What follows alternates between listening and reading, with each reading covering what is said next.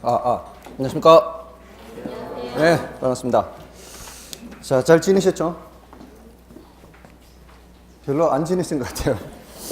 자, 오늘은 이제 투자론을 조금 남은 거 마치고요. 그리고 금융론 들어가야 됩니다. 마찬가지로 지난번에 했던 내용들을 좀 복습을 해보겠습니다. 지금까지 그렇게 해왔죠? 혹시 오늘 처음 오신 분 계시나요? 처음 오신 분들은 지난주에 했던 내용이 좀 뭔가 좀 이상한 내용을 했을까요? 근데 어쩔 수 없고요. 오늘 하는 내용은 이제 조금은 다른 내용입니다. 첫 시간은 아니에요. 첫 시간은 이제 지난주에 연장이니까 그렇지 않을 수 있는데, 둘째 시간은 금융론이라는 것을 들어갑니다. 그것은 다른 분들도 마찬가지 처음 공부하시는 거니까, 그리고 우리 일상생활에서 많이 접하는 것이라서 금융론은 그렇게 어렵지는 않을 겁니다.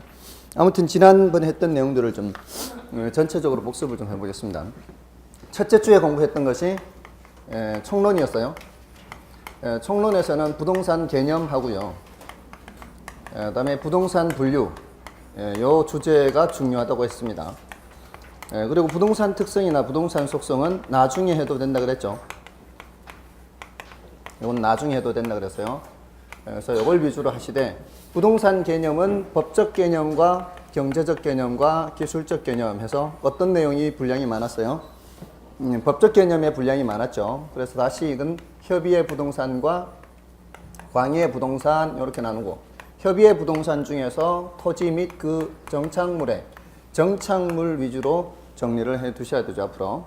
광의의 부동산은 여기다가 준부동산이라는 게 있죠. 이 두 가지를 체크를 하면 되고요. 경제적 개념과 기술적 개념에서는 단어 정리만 하면 되는 거예요. 그 다음에 이제 부동산 분류에서는 대지, 택지, 부지 이런 것들이 있었죠. 구별하는 겁니다. 이 세 가지를 구별하는 거고요. 그 다음에 필지, 획지 이런 거 구별하는 게 있었죠. 그리고 나지, 건부지 이런 구별이 있었고요. 또 어떤 구별이 있었죠? 후보지, 이행지 이런 것도 있었죠. 후보지는 대분류상 전환 중인 토지, 이행지는 소분류상 전환 중인 토지고요. 다음에 법지, 빈지 이런 것도 있죠.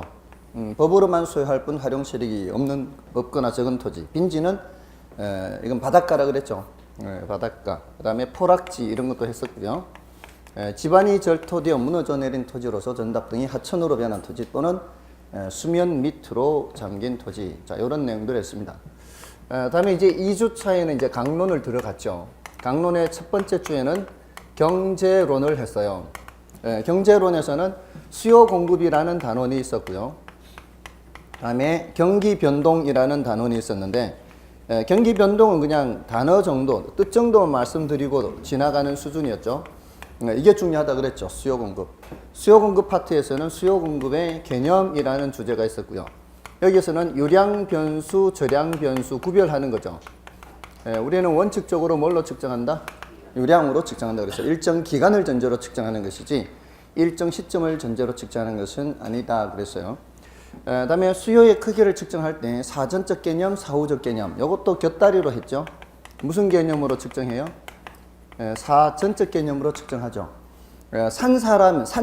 수요한 양을 측정하는 것이 아니라 수요하고자 하는 양을 측정한다 그랬죠. 굉장히 추상적이지만 그렇게 하는 이유는 시장에서 가격에 영향을 미치는 것은 산 사람이 영향을 미치는 게 아니라 사려고 하는 사람이 가격에 영향을 미치기 때문이죠. 이미 사버린 사람은 더 이상 가격에 영향을 미칠 수가 없습니다. 그리고 판 사람도 이미 팔아버렸기 때문에 더 이상 가격에 영향을 미칠 수가 없어요. 그래서 팔려고 하는 사람, 사려고 하는 사람, 그 수량을 측정을 하는 겁니다. 그래야 시장에서 가격이 어떻게 되는지를 보는 거죠. 그러니까 이제 앞으로 부동산 학개론을 하면 이게 경제 파트가 상당히 큰 비중을 차지하는데, 기본적으로 시장이라는 무대에 수요자, 공급자들이 등장해서 가격이라는 작품을 연기한다 이렇게 생각하시라 그랬죠. 이 네 개 단어를 뗄래야 뗄 수가 없어요. 시장이라는 곳에서는 누가 등장하는 거예요? 수요자도 등장하고 공급자도 등장을 하죠. 이 사람들이 수요 공급의 크기에 의해서 뭐가 결정돼요? 가격이 결정되죠. 가격. 그 가격에 의해서 3주차에 뭐였어요? 가격에 의해서 자원을 배분한다 그랬죠. 자본주의 사회에서는 시장이 자원을 배분하는데, 손도 없고 발도 없는 시장이 어떻게 자원을 배분하느냐?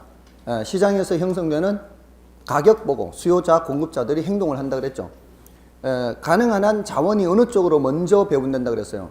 자기 몸값을 더 높게 쳐주는 쪽으로 자원은 배분되게 돼 있어요. 이런 물건이든 사람이든 어떤 쪽으로 먼저 간다고요? 더 높은 값을 쳐주는 쪽으로.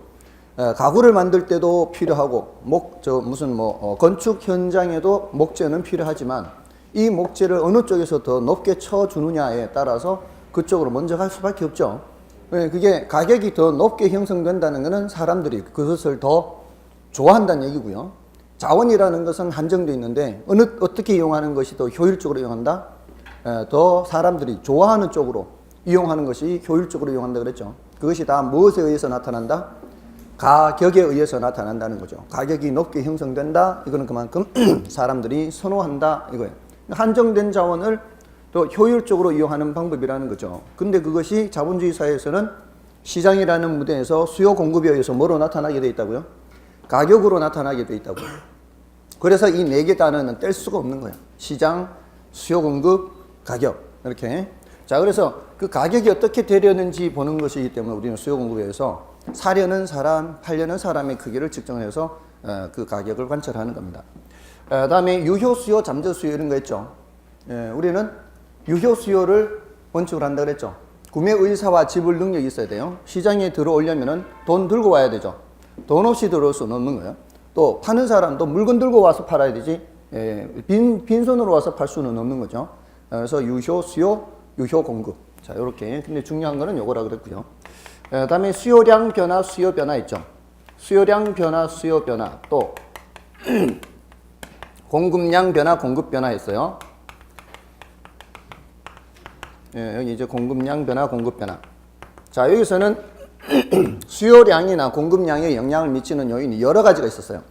수요량에 영향을 미치는 요인은 그 재화의 가격도 있고, 소득도 있고, 관련재 가격도 있고, 또 다른 요인들도 많이 있었어요. 근데 그 중에서 그 재화의 가격과 수요량과의 관계를 그래프로 나타낸 것이 수요 곡선이었죠. 그래서 수요 곡선이 우하향하는 것은 가격이 하락할 때 수요량이 어떻게 돼요? 수요량이 증가하는 거죠. 이렇게 해서 수량이 변하는 것이 수요량 변화고요. 그 재화의 가격이 변하는 거죠. 그리고 공급량 변화도 마찬가지. 공급 곡선이 이렇게 되어 있는데 그 재화의 가격과 공급량과의 관계를 그래프로 나타낸 것이 공급 곡선이고 많은 요인들 중에서 근데 수요 결정 요인과 공급 결정 요인이 좀 다르죠. 가격은 양쪽에 모두 다 있는데 가격 외에 다른 요인들 중에서 소득이나 관련재 가격, 인구, 기호 이런 것들은 수요 결정 요인인데 공급 결정 요인에는 가격 말고 생산 기술 수준, 생산 요소 가격 이런 것이 들어갔단 말이에요. 그래서 지금 이렇게 수량과 가격과의 관계만 그래프로 나타낸 것은 수요 곡선 또는 공급 곡선이고 이 공급 곡선 상의 점의 이동이나 또는 수요 곡선 상의 점의 이동은 뭐가 변하는 거예요? 가격이 변하는 거죠. 가격이 변할 때 이렇게 변하는 것은 점의 이동이라고 하고 글로 표현을 할 때는 수요량 변화, 공급량 변화라고 글로 표현한단 말이에요. 근데 그래프로 표현할 때는 점의 이동이다 이렇게 표현을 하고 가격 외의 요인이 변하는 경우에는 글로 표현할 때는 수요 변화 이렇게 표현을 하고 그래프로 표현할 때는 수요 곡선 자체가 이동하는 선의 이동이라고 그랬죠. 자, 이게 다 이제 오른쪽으로만 이제 먼저 그랬는데 왼쪽으로 이동할 수도 있죠. 자, 요 왼쪽에 있는 거는 그 재화의 가격이 변하는 것이고 오른쪽에 있는 거는 그 재화의 가격 외의 요인이 변하는 거죠. 이게 굉장히 중요하다 그랬죠. 수요 변화, 공급 변화, 수요량 변화, 공급량 변화. 다음에 이제 균형의 결정과 이동했고요. 균형은 어디서 결정되고요? 균형은 수요량과 공급량이 똑같을 때, 일치할 때죠. 말로 표현할 때는 일치할 때 이렇게 표현하면 되는데 그래프로 나타낼 때는 어떻게 해요? 수요 곡선과 공급 곡선이 교차하는 점이 바로 균형점이 되는 거죠. 이렇게 되면 이제 균형 상태의 가격과 균형 상태의 거래량이 관찰이 됩니다. 균형 가격, 균형 거래량. 자, 이 균형 상태가 아닌 상태는 불균형 상태죠. 이 위나 아래는 뭐가 다르죠? 위에서는 공급량이 더 많아서 초과 공급이 발생하는 거고요. 이때는 가격이 하락해서 균형으로 가게 되고요. 이 아래에서는 수요 곡선의 이 길이, 수요량이 공급 곡선에서 이 길이 공급량보다 더 많아서 초과 수요가 발생합니다. 초과 수요일 때는 가격이 올라가서 균형으로 가게 되는 거죠. 자, 이렇게 해서 균형이 결정되는 과정에서는 가격이 변해서 수요량 변화 또는 공급량 변화가 나타나요. 가격이 올라가면은 수요량은 줄어들면서 공급량은 늘어나죠. 여기서 이렇게 되죠. 이렇게. 위에서는 가격이 내려가면서 공급량은 줄어들면서 수요량은 늘어나게 되겠죠. 여기 이제 균형으로 가는 과정에서는 이 두 개가 변하는 것이고요. 결정된 균형이 이동하는 것은 수요 변화 또는 공급 변화에 의해서 나타나는 겁니다. 균형의 이동이라는 것은 교차점이 변하는 거예요. 교차점이 변하기 위해서는 선이 변해야 되겠죠. 선이 변해야 교차점이 서로 바뀌는 거예요. 그게 바로 선의 이동이니까 수요 변화 또는 공급 변화 이렇게 되는 거죠.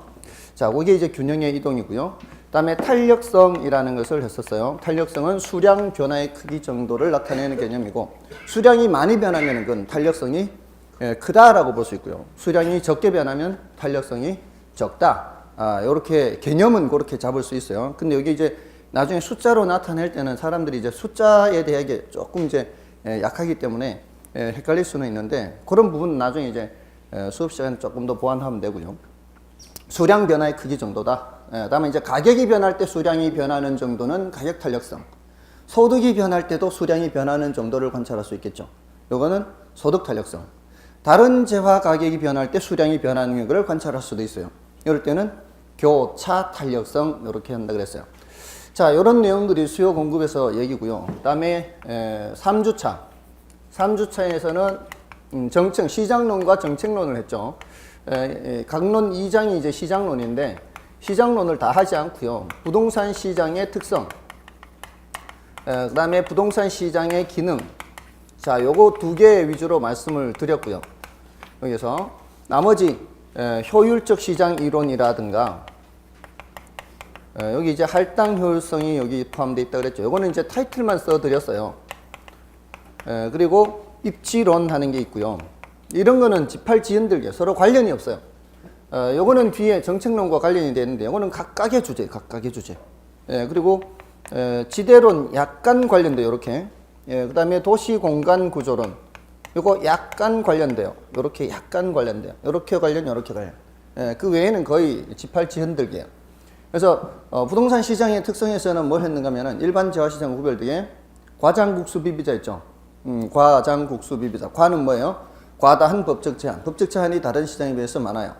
장, 매매 기간의 장기성. 매매 기간이 긴 편이에요. 그래서 황금성이 떨어져요. 그 다음에 국수가 제일 많이 나온다 그랬어요. 국수는 국지성이에요. 부동산 시장은 다른 일반 재화 시장에 비해서 이 지역이냐 저 지역이냐에 따라서 가격 차이가 좀 나죠. 그런 게 이제 국지성이에요. 지역별로 달라진다는 거. 과장국수, 수급 조절 곤란성.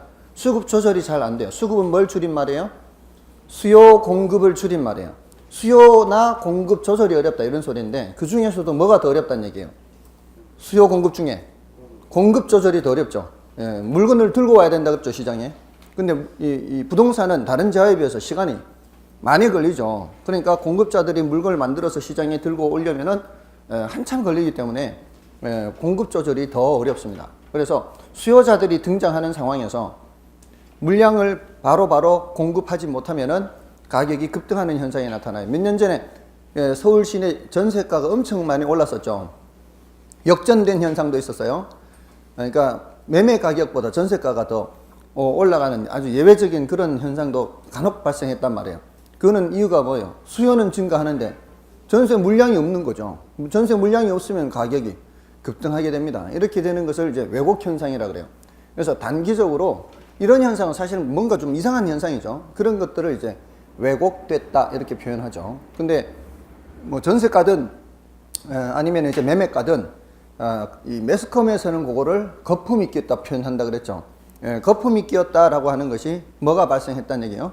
왜곡이 발생했다는 얘기야. 그런 현상이 나타나는 원인이 수급 조절이 잘 안 되니까 그런 현상이 나타난다 이 말이에요. 그래서 과장국수, 비비비자, 상품은 비표준화성. 다른 일반 재화에 비해서 부동산 상품은 표준화가 덜 돼요. 그다음에 거래 비공개성. 부동산 거래를 잘 공개를 하지 않으려고 하는 편이고요. 그래서 정보 비용이 많이 발생해요. 다른 일반 재화에 구매할 때 발생하는 정보 비용보다는 부동산 거래에서는 정보 비용이 더 많이 발생한다는 거죠. 발품도 좀 팔아야 되고 경우에 따라 검색도 더 해봐야 되고 옛날에 비해서 비용이 많이 적게 발생하는 편입니다. 옛날에는 직접 발품 팔아야 되죠. 근데 이제는 검색으로 거의 웬만한 정보는 다 알 수가 있죠. 아무튼 그래도 정보 비용이 많이 발생해요. 정보를 공개를 하지 않으려고 하기 때문에 BBB 이거는 비조직성, 시장이 비조직적이라는 거예요. 특히 수요자 조직이 거의 없다고 보면 돼요. 부동산은 공급자 조직은 좀 있다 할지라도 수요자 조직은 거의 없습니다. 그다음에 자금의 유용성 여부에 따라 영향을 받는다. 그래서 BBB 자금의 유용성, 여기 이제 고가성 때문에 그렇죠. 자, 그런 내용 했고요. 그다음에 부동산 시장 기능에서는 자고가 정량했는데 그 중에서 자원 배분 기능을 꼭 기억하라 그랬죠. 자본주의 사회에서는 누가 자원을 배분한다? 시장이 자원을 배분한다 그랬죠. 조금 전에 말씀드렸듯이 시장에서 형성되는 뭐 보고? 시장에서 형성되는 가격 보고 자원을 배분한다 그랬죠. 그래서 아담 스미스라는 학자는 가격이라는 것을 보이지 않는 손이다 라고 얘기한 거예요. 그 보이지 않는 손인 가격에 의해서 자원이 배분되게 되는 거죠. 그렇게 해도 자원이 사회주의 국가보다 훨씬 더 효율적으로 배분된다 그랬죠. 사회주의 국가에서는 정부에서 계획 경제로 이렇게 배분하는데 그것보다 훨씬 효율적으로 배분할 수 있어요. 이런 공간, 이런 위치의 토지 이런 것들도 부동산 시장에서 자원 배분되듯이 그렇게 자원이 배분된다는 거죠. 자, 그런데 요 자원 배분 기능 말고는 사실 조금은 좀 부차적인 기능들이에요. 자고가 정량해서 그거는 교로 읽으라 그랬죠. 그거는 교인데 교환 기능이죠. 부동산과 부동산과 현금 이게 교환되는 거고요. 자고가 가격 창조 기능, 창조는 만든다는 얘기인데 만드는 것은 만들어진다. 이건 협상에 의해서 가격이 만들어진다 이런 의미를 갖고 있어요. 부동산의 경우에는 특히 이제 수요자와 공급자 사이에서 협상에 의해서 가격이 결정되는 경우가 많죠. 특수목적 부동산이나 규모가 큰 경우에는 더 심합니다. 그래서 그런 가격 창조 기능, 자고가 정보 제공 기능. 시장에서 정보를 제공해요. 가장 중요한 정보가 바로 가격 정보예요. 가격 정보 보고 사람들이 판단하고 의사결정을 하기 때문에 자고가 정보 제공, 그다음에 양과 질을 조절하는 기능이 있다. 자, 요거는 시험에 간혹 언급되는 거고요. 이게 더 중요하다 그랬어요. 근데 요거는 정책론을 이해하는데 꼭 필요한 것이고요. 나머지는 이제 이런 게 있다는 정도고요. 그다음에 이제 정책론에 들어가서는 정책론에서는 정부의 개입이라는 주제를 했고요. 정부가 시장에 개입하는 주제. 토지 시장에 개입하면 토지 정책, 주택 시장에 개입하면 주택 정책. 그다음에 무슨 정책? 조세 정책이 있죠. 조세 정책. 이 조세 정책은 따로 얘기하지 않더라도요. 뭐 이렇게 하면은 주택 정책이 될 수 있고요. 주택에 대한 조세, 뭐 토지에 대한 조세 이렇게 할 수도 있습니다. 근데 요거 위주로 말씀을 드렸었죠. 정부의 개입 필요성이라는 주제고요. 제가 사실 오늘 수업 시작하기 전에 처음부터 할까 중간부터 할까 굉장히 고민을 많이 했거든요. 복습을 언제부터 할까?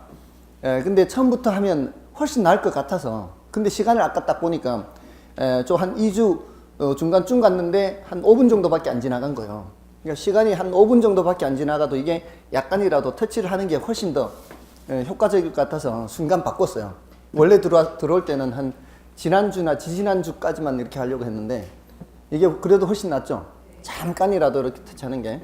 정부의 개입 필요성하고요. 그 다음에 정부의 개입 수단이라는 주제가 있어요. 정부의 개입 필요성은 이제 왜 개입하느냐. 정부가 시장에 왜 개입하느냐에 대한 대답을 해야 된다 그랬죠. 하나는 시장 실패를 수정하기 위해서 개입하는 게 있고요. 하나는 사회적 목표를 달성하기 위해서 개입하는 게 있다 그랬어요. 그 다음에 어떻게 개입할래 하는 거죠. 어떻게. 요거는 직접 개입하느냐, 간접 개입하느냐, 토지 이용 규제하느냐. 요 토지 이용 규제는 여기서는 출제된 적이 한 번도 없어요. 수단에서는. 이쪽에서는 출제가 돼도요. 토지 이용 규제의 대표적인 게 지역지구제거든요. 이 지역지구제가 이제 여기서는 이제 토지정책에서는 언급이 되고요. 다음에 뭐 TDR이라든가 토지 정책에 토지 비축제도 이런 것들이 있었어요. 토지 비축제도. 다음에 주택정책에서는 임대료 규제 이런 것들은 이제 소개만 하는 정도로 수업을 했습니다. 임대료 규제나 임대료 보조. 다음에 이제 공공임대주택 공급 뭐 이런 것도 있는데 그건 나중에 하기로 했고요. 다음에 여기는 조세 전가와 조세 귀착 이런 개념만 말씀을 드렸어요. 조세 전가와 조세 귀착. 납세 의무자에게 부과된 조세가 그 상대방한테 떠넘겨지는 것을 조세 전가라 하고요. 최종적으로 누가 얼마만큼 부담하느냐의 문제가 조세 귀착의 문제였죠. 자, 근데 지난번에 이걸 위주로 말씀을 드렸는데 가장 중요한 게 뭐예요? 바로 요거죠, 요거. 요 중에서 이게 기본 틀은 다 잡았어요. 이렇게 하면은 이런 내용들이 있구나. 앞으로 이런 내용들을 공부를 좀 해야 되는구나. 이렇게 잡으시면 되는데 요 시장 실패가 워낙 중요하다 그랬죠. 자, 요거는 이제 왜 개입하느냐. 두 가지인데 하나는 이거는 처음서부터 시장이 할 수 없는 거죠. 민간에서는 사회적 목표 달성한다 이런 거를 할 수가 없어요. 시장에서는. 그러니까 누가 하는 수밖에 없어요. 정부가 하는 수밖에 없고요. 시장 실패 수정은 이거는 어떤 경우에요. 원래 시장한테 맡겨 놓은 기능이죠.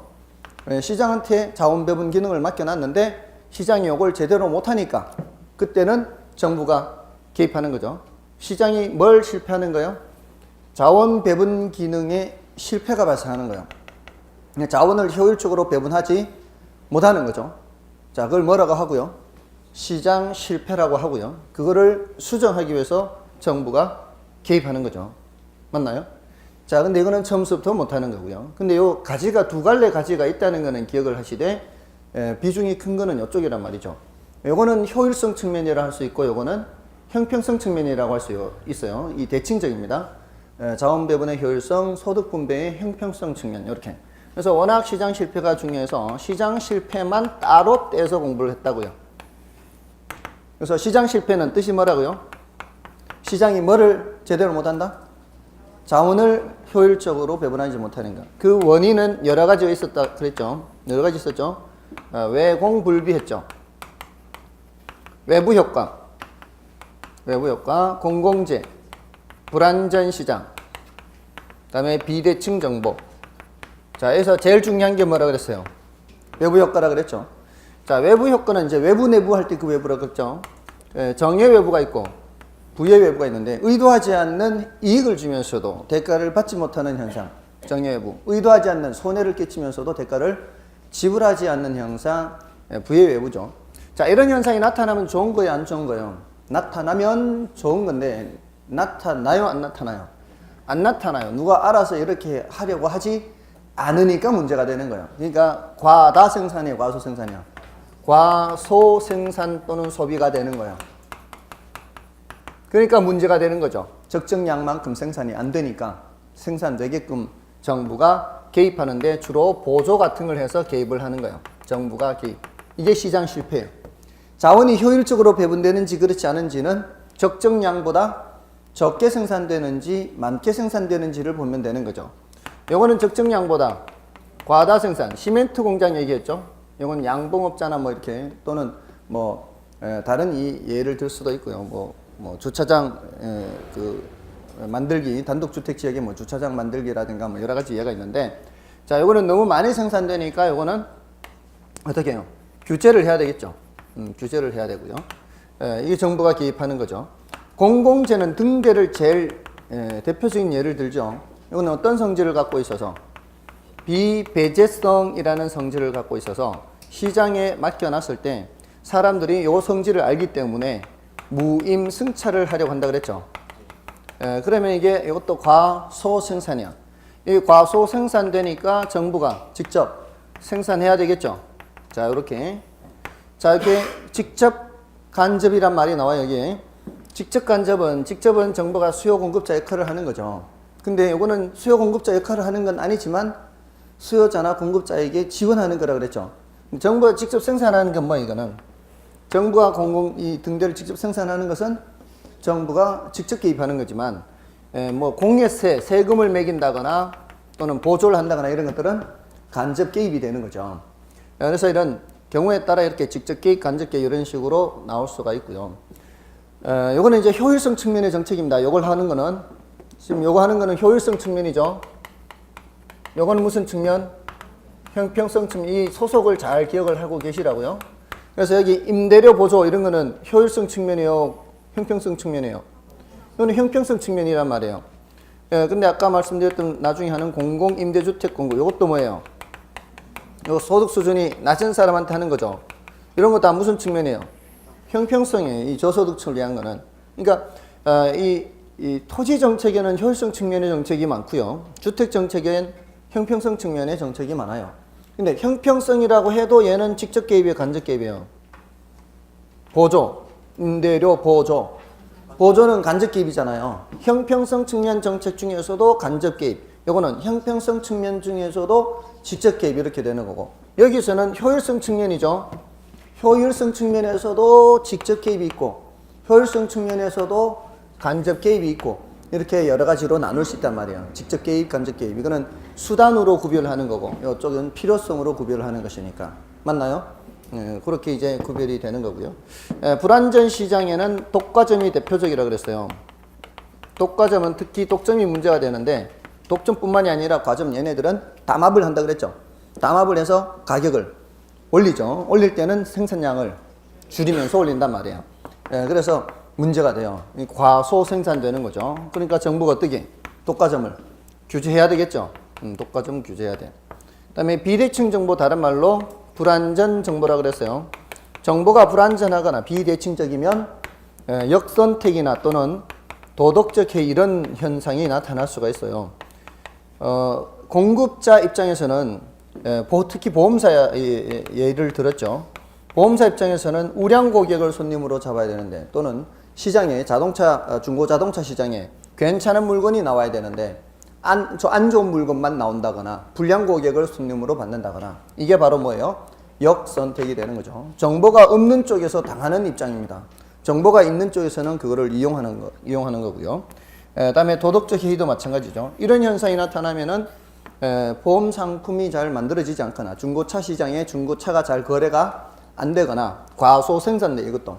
그러니까 정부가 개입해서 정보 유통을 원활하게 하는 거죠. 또 불완전 정보라는 측면에서 CCTV 말씀드렸죠. 그거 교통 흐름 하는 거. 정부가 교통 흐름을 파악을 해서 그걸 알려주면은 우리가 이제 내비게이션에서 어느 길이 막히는 길인지 그렇지 않은 길인지 정보를 알므로써 훨씬 더 효율적으로 우리가 그 경제 활동을 할 수가 있죠.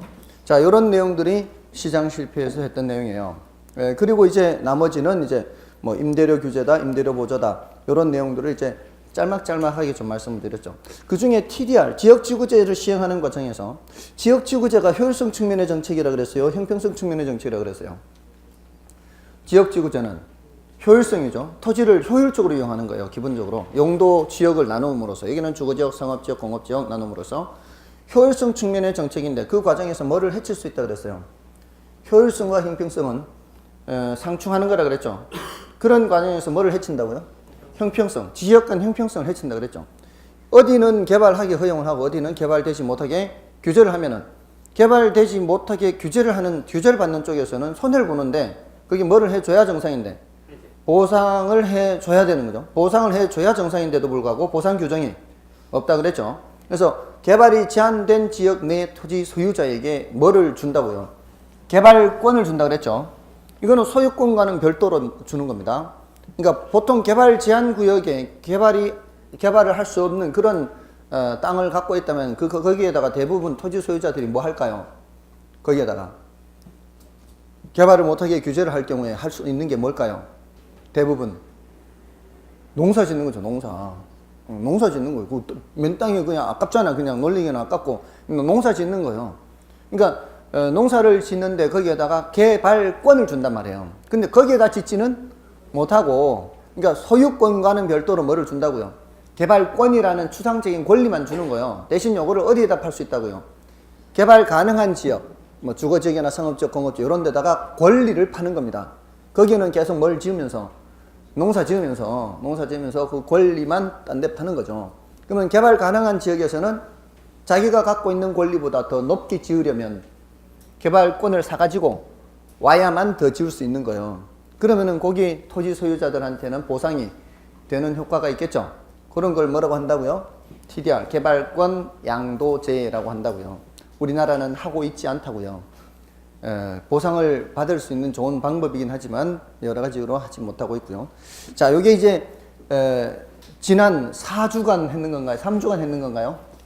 3주간 했는 거 복습한 거예요. 그럼 지난주 했는 거 이제 지난주 했는 거는 투자론을 했어요. 자, 투자론에서는 근데 3주 했는 거 하니까 칠판이 한 칠판이 되네요. 30분. 30분에 가치가 있나요, 근데? 가치가 있습니까? 예, 그럼 앞으로도 계속 이렇게 할까요? 예, 앞으로 이렇게 하는 건 불가능해요. 예, 계속 이렇게 누적해서 하면은, 나중에는 물론 그렇죠. 나중에는 여기 타이틀만 좀 적으면 되겠죠. 이렇게 세부적으로 조금 설명을 안 드리고, 그래프 같은 거 안 드리고, 뭐를 했다라는 정도, 여기도 뭐를 했다라는 정도 이렇게 틀만 잡고 세부적인 내용은 안 오고 하면 시간은 조금은 단축이 되겠죠. 아무튼 이걸 이제 결국은 앞으로 계속 이 주제를 반복해서 공부를 해야 된다 이 말이에요. 그 다음에 이제 투자론은 지난주에 했죠. 투자론. 투자론에서는 이제 투자론의 기초에서 지렛대 효과라는 것을 했고요. 그 다음에 이제 위험과 수익이라는 주제를 했고요. 그 다음에 포트폴리오라는 것을 했습니다. 그 다음에 화폐의 시간 가치라는 걸 했고요. 마지막으로 현금 수지 측정했나요? 여기까지 했고요. 그 다음에 이제 오늘이 이제 투자 분석 기법이에요. 투자 분석 기법. 이게 굉장히 중요합니다. 투자 분석 기법이. 굉장히 중요하거든요. 여러분들이 실무에서도 필요한 게 이 부분이에요. 요거 해가지고 이렇게 해야 돼요. 현금 수지 측정한 후에 투자 분석이에요. 실무에서 필요한 부분이 요거야. 요거. 근데 이제 투자 분석 기법이 어려운 거는 실무에 필요 없어요. 어려운 거는. 시험 치기 위해서 필요한 거고요. 그 어렵다 해도 사실은 아주 이론적으로 어려운 거는 잘 추체가 안 돼요. 그러니까 좀 어렵다 싶으시면은 일단 패스하고 지나가고요. 어려운 거 하고요. 할 분량이 많아서 헷갈리는 거 하고 이거 하고는 구별하셔야 돼요. 어려운 거는 난이도가 높은 거야. 이해 자체가 하기 어려운 게 어려운 거고요. 단어가 많아서 해야 될 게 많아서 그래서 어려운 거는 난이도가 높은 건 아니에요. 그걸 구별하셔야 돼요. 그래서 할 게 많다고 해서 이걸 어렵다 이렇게 생각하면 안 되는 거예요. 그 헷갈리지 않고 암기할 수 있는 다른 방법들이 있습니다. 이 용어가 여러 가지가 있기 때문에 낯설기 때문에 어렵다 이렇게 판단할 수도 있지만 그건 어려운 게 아니라 한꺼번에 단어들이 여러 가지가 등장하니까 그러니까 여기인지 저기인지 이게 소속을 잘 찾지를 못해서 헷갈릴 수는 있어요. 그거하고 난이도 높은 거하고는 별개라고 보셔야 돼요. 나중 되면 결국 그 많은 용어들이 제자리를 찾아가게 돼 있으니까 처음에 너무 많은 용어들이 나온다고 해서 낯설어 하지 마시고요. 조금씩 차근차근히 따라오시면 돼요. 자, 아무튼 요 지렛대 효과부터 말씀을 드리면 지렛대 효과는 타인 자본을 이용해서 자기 자본 수익률을 높이려고 하는 효과죠. 근데 이제 그게 정의 지뢰고요.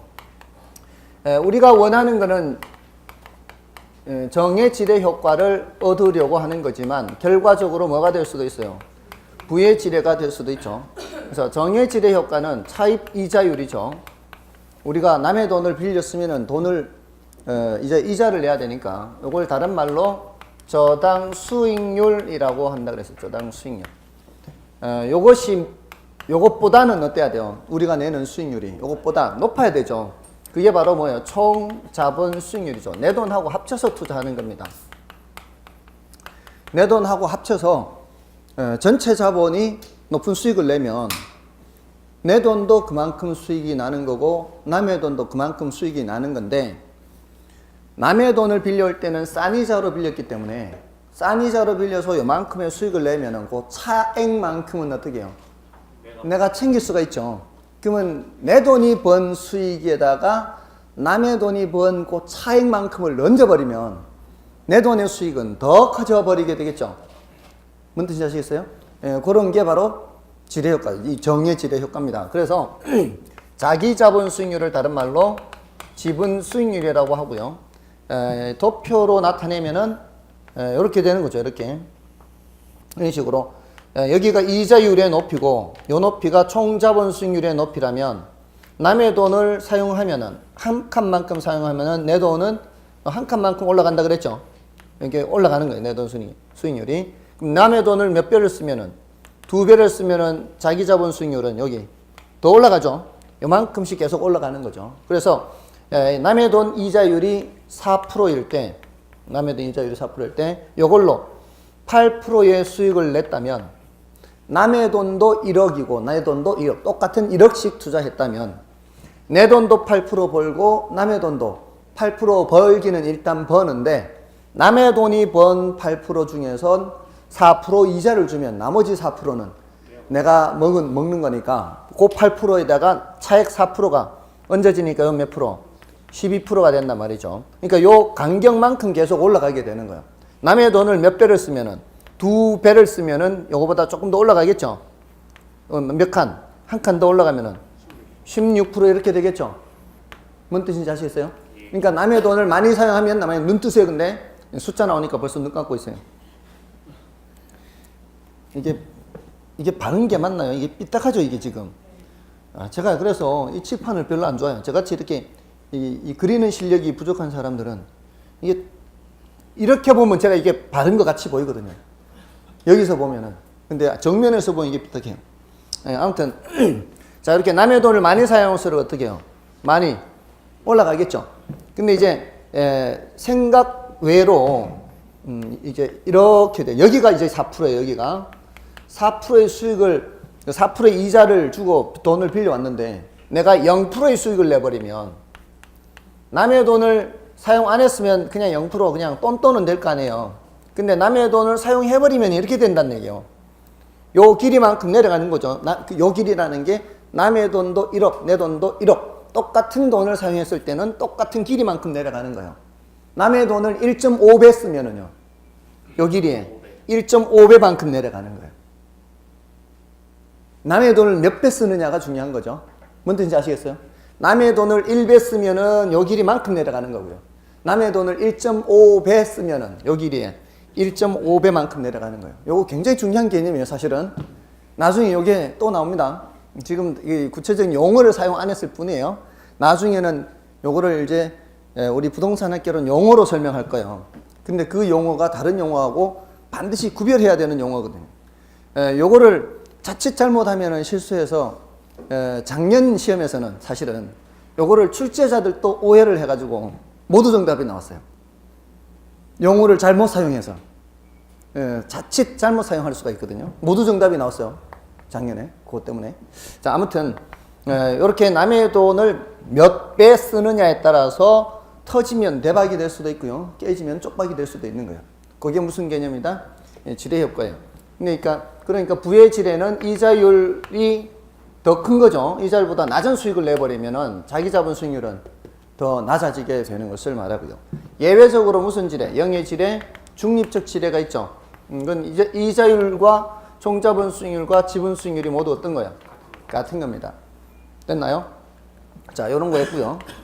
다음에 위험과 수익에서는 자, 일단 위험이라는 것은 개념이 예상치로부터 벗어날 가능성이라고 그랬어요.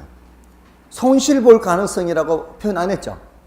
위험이라는 거는 어떤 예상치가 있다면 예상치가 모두 5%라면 잘 나올 경우와 못 나올 경우의 분포도가 잘 나오면 뭐 한 6%, 7%, 못 나와도 4%, 3%는 되는 경우, 평균적으로는 5%라 해도 얘는 잘 나오면 한 20%, 못 나오면 마이너스 10%, 막 이런 식으로. 여기는 뭐 한 20%, 마이너스 10%. 이렇게 분포가 크게 떨어져 있는 거는 위험이 큰 거, 이거는 위험이 작은 거. 평균은 똑같이 5%라 해도, 뭔지 아시겠죠? 위험이 크다라는 게 손실 볼 가능성만 크게 벌어지는 게 아니라 크게 뭐가 날 수도 있어요. 그게 수익이 날 가능성도 있는 걸 동시에 갖고 있는 개념이 위험의 개념이에요. 투자론에서는. 물론 손실 볼 가능성이라고 해서 전혀 틀린 말은 아니에요. 근데 그거는 약간은 좀 덜 설명하는 거예요. 덜. 무슨 가능성이 있다는 걸 염두에 둬야 돼요. 수익이 크게 날 가능성도 동시에 존재한다는 걸 염두에 둬야 돼요. 그게 위험이 크다는 사실이에요. 근데 요 5% 계산할 때는 무엇으로 계산한다 그랬어요? 평균으로 계산한다 그랬어요. 수익을 측정할 때는 뭘로 측정하고? 평균으로 측정하고. 자, 여기 떨어져 있는 정도, 이게 위험인데 요거는 뭘로 측정한다 그랬어요? 표준 편차나 또는 요걸 제곱을 하면은 분산이기 때문에 분산의 크기로 위험의 크기를 측정한다 그랬어요. 자, 여기에 위험이 크겠죠? 여기에 위험이 작겠죠? 편차가 크겠죠? 작겠죠? 이렇게. 됐나요?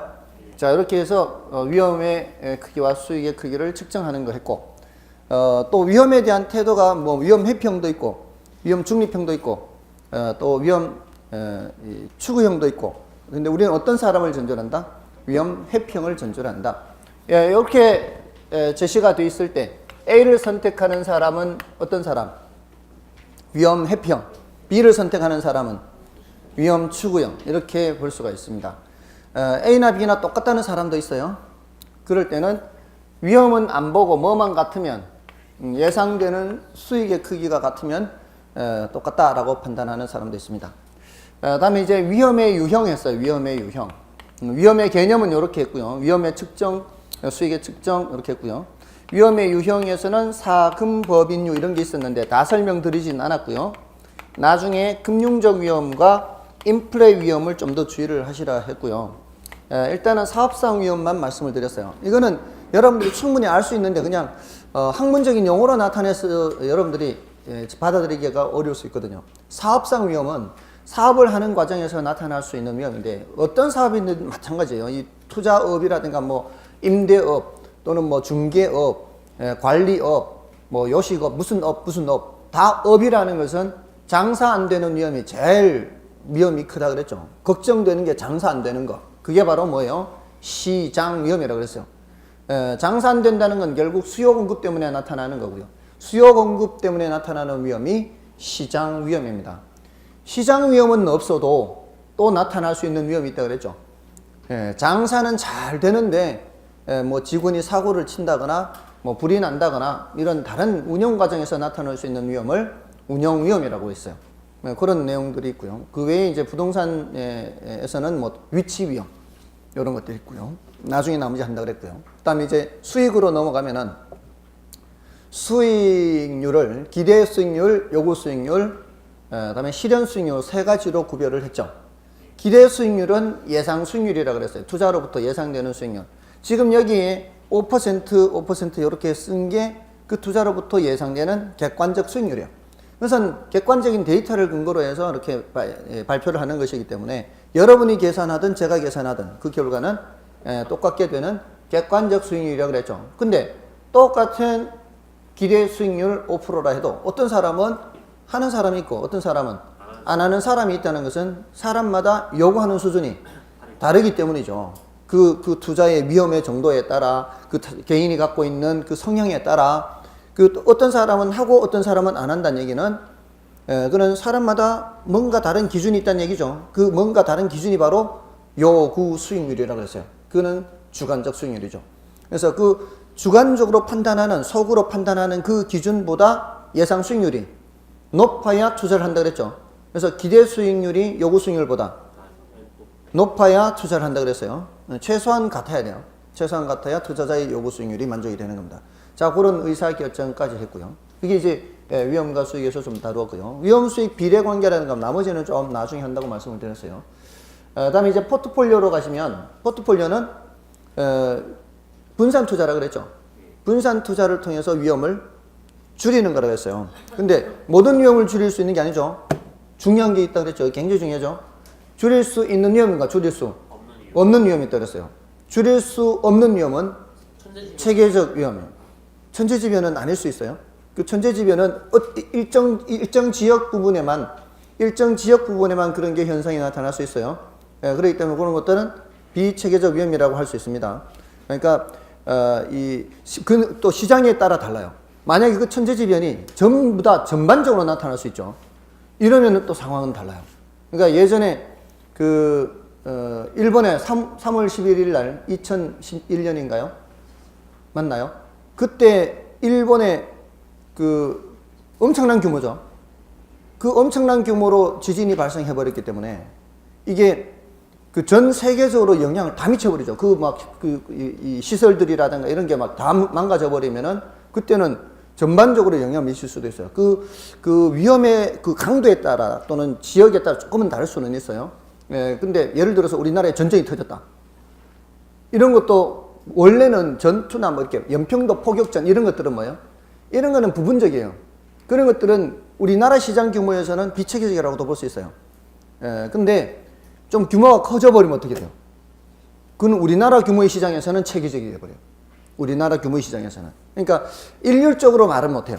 근데 일률적으로 말은 못하는데 보통은 대체로 시장의 전반적인 위험이다. 시장 위험이다. 이러면은 체계적인 시장에 전체 다 위험 미치는 거예요. 그러면 시장에 다 위험 미친다는 게 우리 경기라는 게 뭐예요? 시장의 전반적을 얘기하는 거죠. 그럼 무슨 위험? 그럼 체계적 위험이에요. 시장의 전반적인 거. 근데 단발성으로 발생하는 거, 단발성으로 발생하는 거다. 그러면 뭐라고 봐야 돼요? 원칙적으로 비체계적이라고 봐야 돼요. 그러니까 9.11 테러 이런 거 뭐예요? 비체계적이라고 봐야 돼요. 근데 그런 거는 충격이 워낙 크기 때문에 회복하는 데 시간이 꽤 걸려요.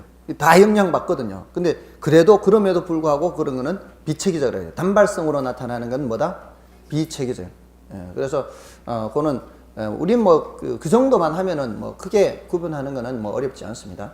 아무튼 줄일 수 있는 위험은 비체계적 위험이고 줄일 수 없는 위험은 체계적 위험입니다. 지난주에는 뭐 구지역 같은 거 이런 거 말씀드렸죠. 조류독감 이런 것들은 특정 투자 안에만 영향을 미치는 거예요. 자, 다음에 비체계적 위험을 가능한 한 많이 줄이는 게 좋죠.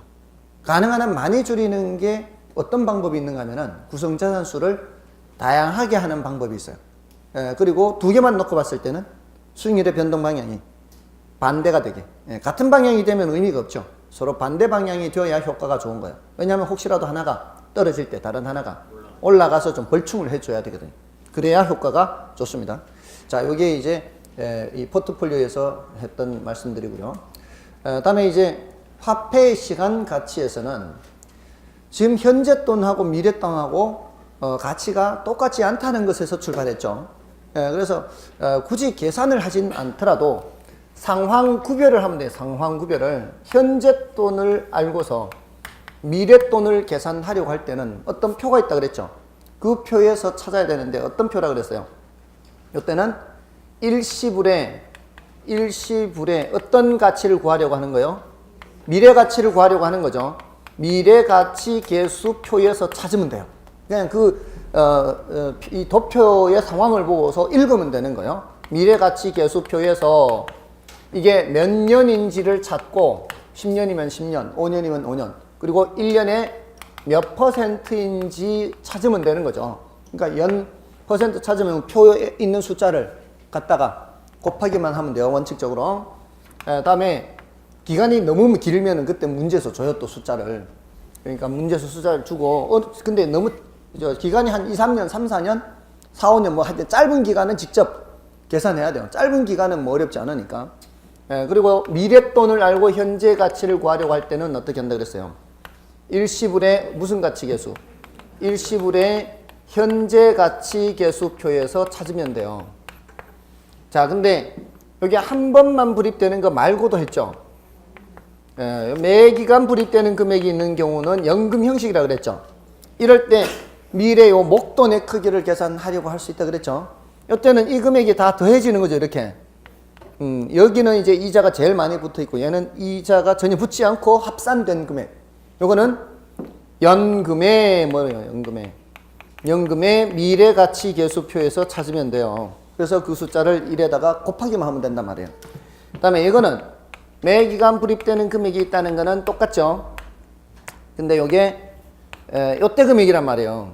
요거는 할인된 금액이죠. 할인되면 숫자가 작아지기는 하겠지만 합산된 금액이에요.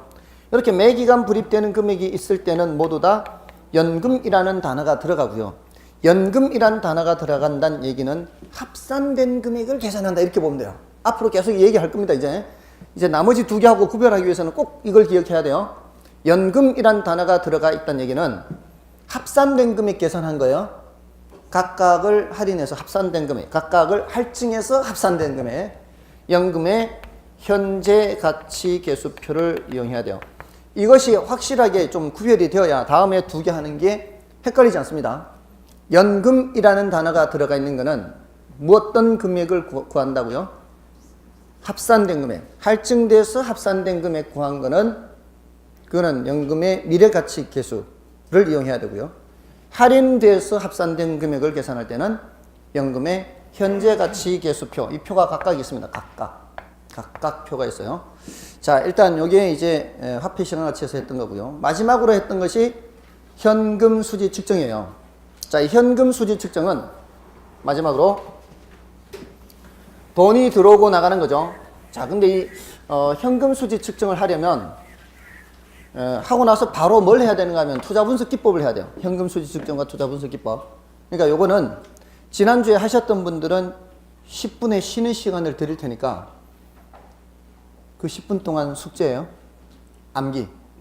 지난주에 했던 가유 순전 후 해서 가는 가능총소득, 유는 유효총소득, 가유 순 영업소득, 가유 순전 세전 현금 수지, 가유 순전 후 세후 현금 수지죠. 자, 여기서 일단 내 주머니에 들어온 돈이 유효총소득이라 그랬고요. 가능총소득은 100% 임대됐을 때 계산으로 가능한 돈이지 실제로 그 가능총소득이 내 주머니에 들어온다는 보장은 없다 그랬죠. 내가 실제로 주머니에 잡아볼 수 있는 돈이 유효총소득이라 그랬어요. 그는 공실 및 불량부채 충당금 때문에 그렇다 그랬어요. 또는 기타 소득이 있고. 근데 일단 내 주머니에 들어온 돈 유효총소득에서 경비 빼고 빚 갚고 세금 내고 이 3단계로 뺀다 그랬어요. 경비 빼고 순영업소득, 빚 갚고 세전 현금 수지, 그 다음에 세금 내고 세후 현금 수지. 그래서 경비 빼고 빚 갚고 세금 내고 순서대로 순전후 이렇게 순전후 됐나요? 자, 요거 약간 말씀을 드렸으니까 쉬는 시간 요거 외우시고 그 다음에 이제 투자 분석 기법하고 이제 다음 진도 나오겠습니다. 좀 쉬겠습니다.